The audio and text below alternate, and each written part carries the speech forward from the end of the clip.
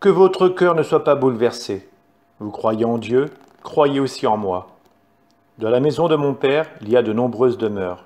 Sinon, vous aurais-je dit, je pars vous préparer une place? Quand je serai parti vous préparer une place, je reviendrai et je vous emmènerai auprès de moi, afin que là où je suis, vous soyez vous aussi. Pour aller où je vais, vous savez le chemin. Thomas lui dit, Seigneur, nous ne savons pas où tu vas, comment pourrions-nous savoir le chemin? Jésus lui répond, Moi, je suis le chemin, la vérité et la vie. Personne ne va vers le Père sans passer par moi. Puisque vous me connaissez, vous connaîtrez aussi mon Père.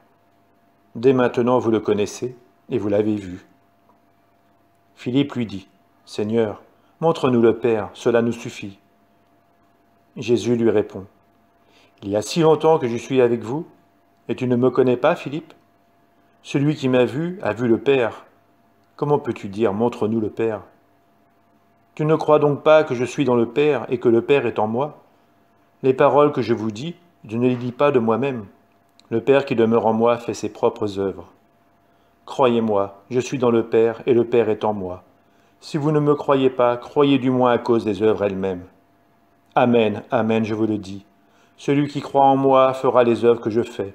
Il en fera même de plus grandes, parce que je pars vers le Père. Et tout ce que vous demanderez en mon nom, je le ferai, afin que le Père soit glorifié dans le Fils. Quand vous me demanderez quelque chose en mon nom, moi je le ferai. Si vous m'aimez, vous garderez mes commandements. Moi je prierai le Père, et il vous donnera un autre défenseur qui sera pour toujours avec vous. L'Esprit de vérité, lui, que le monde ne peut recevoir, car il ne le voit pas et ne le connaît pas. Vous, vous le connaissez, car il demeure auprès de vous, et il sera en vous.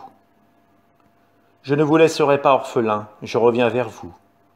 D'ici peu de temps, le monde ne me verra plus, mais vous, vous me verrez vivant, et vous vivrez aussi. En ce jour-là, vous reconnaîtrez que je suis en mon Père, que vous êtes en moi, et moi en vous. Celui qui reçoit mes commandements et les garde, c'est celui-là qui m'aime. Et celui qui m'aime sera aimé de mon Père. Moi aussi je l'aimerai, et je me manifesterai à lui.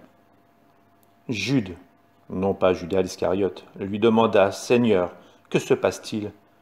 Est-ce à nous que tu vas te manifester, et non pas au monde? Jésus lui répondit, Si quelqu'un m'aime, il gardera ma parole. Mon Père l'aimera, nous viendrons vers lui, et chez lui, nous nous ferons une demeure. Celui qui ne m'aime pas ne garde pas mes paroles. Or la parole que vous entendez n'est pas de moi, elle est du Père qui m'a envoyé. Je vous parle ainsi tant que je demeure avec vous.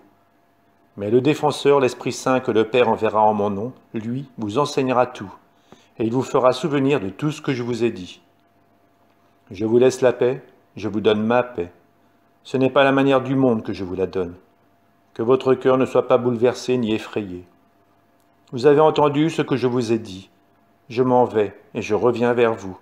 Si vous m'aimiez, vous seriez dans la joie puisque je pars vers le Père, car le Père est plus grand que moi. Je vous ai dit ces choses maintenant, avant qu'elles n'arrivent. Ainsi, lorsqu'elles arriveront, vous croirez. Désormais, je ne parlerai plus beaucoup avec vous, car il vient, le prince du monde. Certes, sur moi il n'a aucune prise, mais il faut que le monde sache que j'aime le Père et que je fais comme le Père me l'a commandé. Levez-vous, partons d'ici.